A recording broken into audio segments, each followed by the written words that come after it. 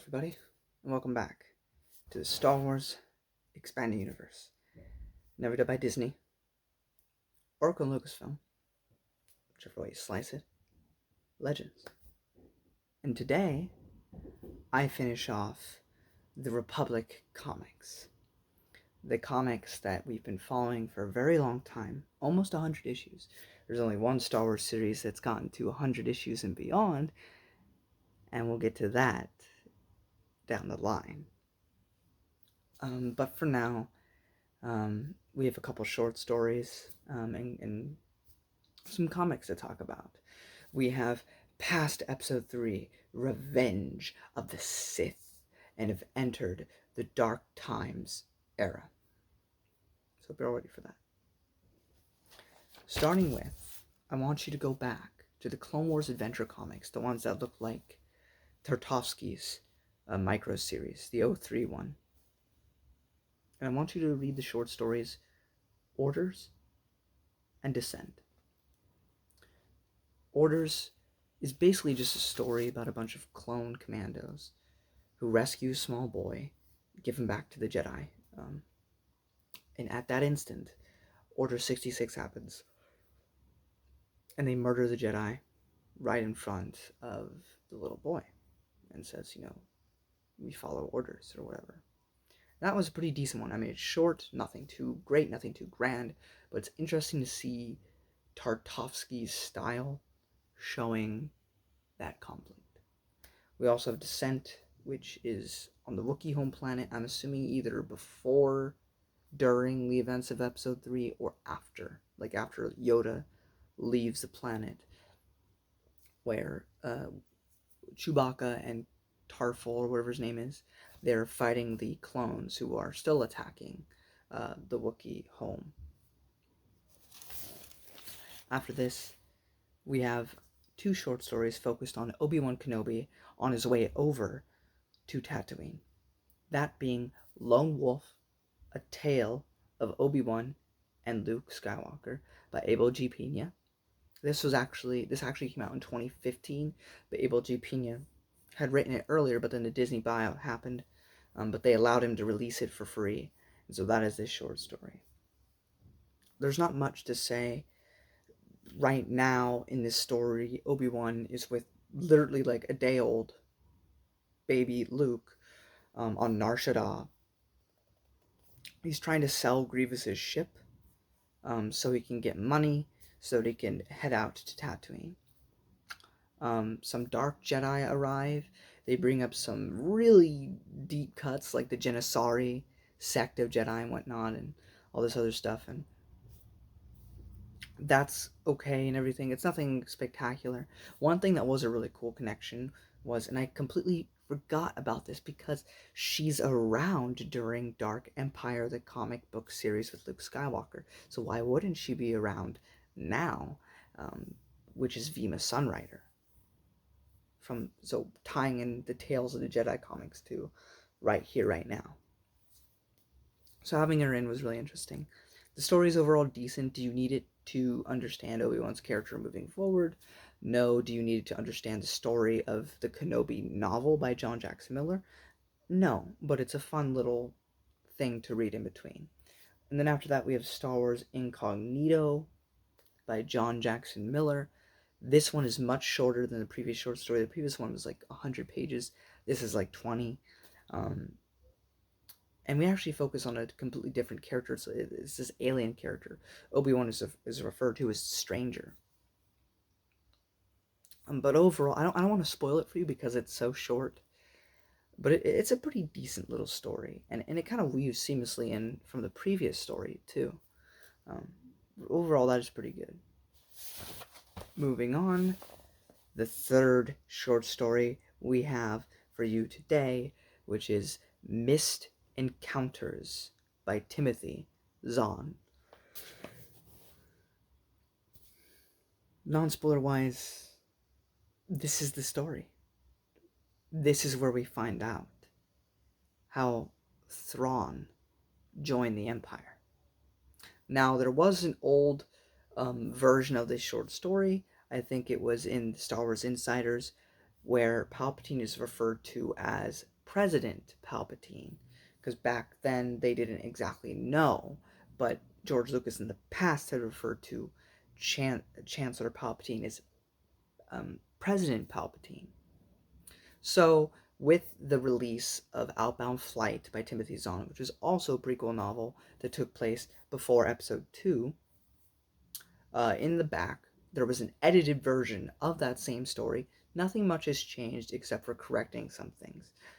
Mainly, being that the whole President Palpatine line is replaced with Chancellor Palpatine to make it more seamless with the prequels. We also get a nice cameo from a character who is prominent in the Rogue Squadron series. And it's pretty decent. It's nothing incredible, but it does explain how Thrawn came to join the Empire and is a fun little story about Thrawn's brilliance because he is the Sherlock Holmes of this universe. Um, but yeah, moving forward, this is again no spoilers, so Republic issues 78. This one is it retroactively makes me like a couple stories better earlier on in the Republic comics. There was a side storyline we added like before episode 2, I think, and then he showed up again during the Clone Wars and everything, but he wasn't the biggest character. But there was this blue Senate guard that had his own like kind of short stories within the Republic comics, and he comes back again saying, but I can't be the hero of this battle because the Jedi were the heroes of this battle. And Vader isn't happy with that. Sidious isn't happy with that, and he's made an example of. Does he make it out of the situation that he finds himself in that comic issue? You have to read to find out. Issue 79 to 80. This is basically the prequel. Like, think like when you have a popular TV show, and you introduce these new characters, and it kind of produces like a spin-off show. We get introduced to these new Jedi during the Jedi Purge, during, Order 66, and a couple days thereafter.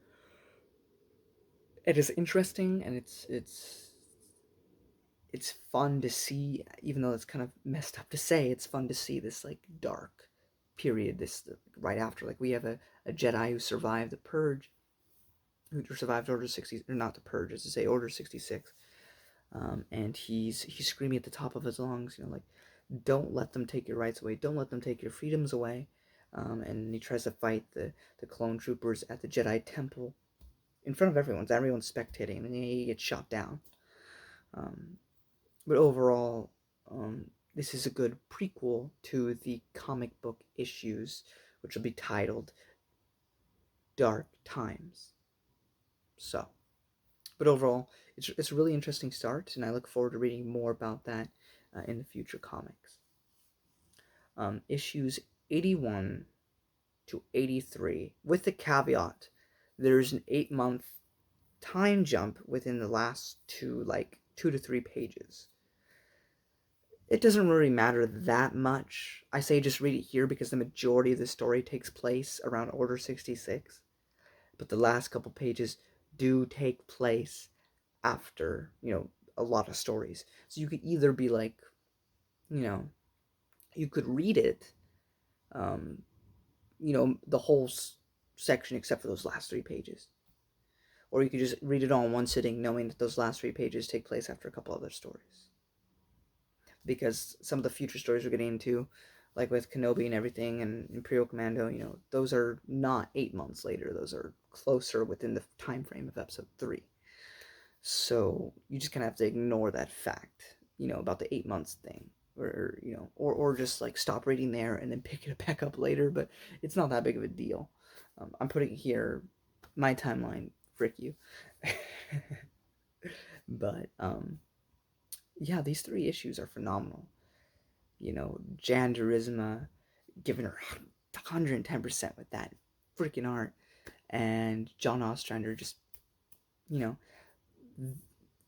Quinlan Voss is their comic book character. It is their character that apart from Anakin Skywalker, they focused on their own original character, essentially.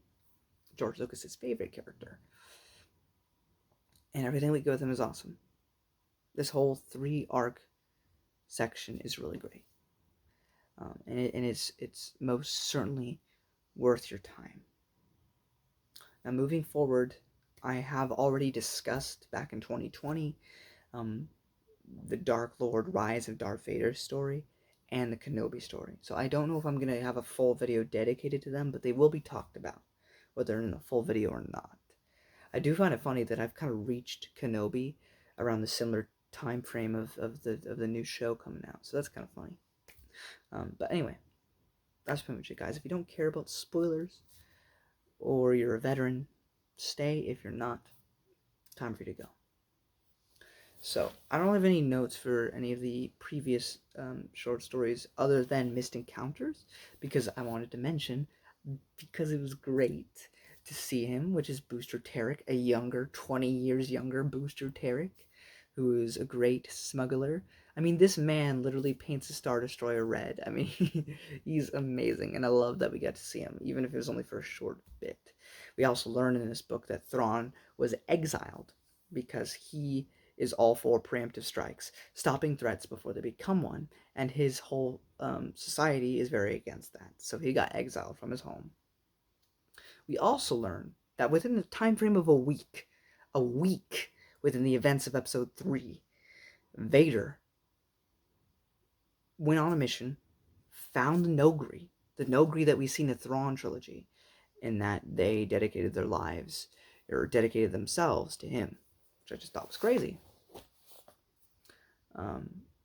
Yeah, and that was really my biggest spoilers. I don't have anything else to say. I mean, it was cool seeing Luminara. I mean, it wasn't cool, I should say, but having her kick the bucket, dealing with Quinlan Voss's feeling on Ayla Secura, because she is a really cool character within the comics. She's just a face in the movies, but she's there because Obi-Wan. She's there because George Lucas loved the comics. And so we get to see his dealing with that mourning of her loss, and I thought that was really great. And just seeing him all tattered and ripped apart was also really cool. I mean, I thought Karen Travis was exaggerating a bit with Quinlan's hatred of clones, but he's only slightly better than Ram Koda from the Force Unleashed games. I mean, he's certainly not as sadistic as Krell from the Clone Wars TV show, but he's not nice either to clones. I mean, understandably, they do commit Order 66, but he's just kind of a jerk, which, I mean, But anyway, it's been fantastic. We've reached a dark era in the Star Wars Expanded Universe. Lots of depression. Not a lot of happiness in sight. But there is hope within the candle. There is Luke being sent off with Lars and Leia on Alderaan. So there, as Matthew Stover put it, one light, one heart can, whatever the fudge he said, is a beautiful line though in the Revenge of the Sith novelization. Anyway, guys, thank you all so much for watching. Until next time, may the Force be with you. See ya.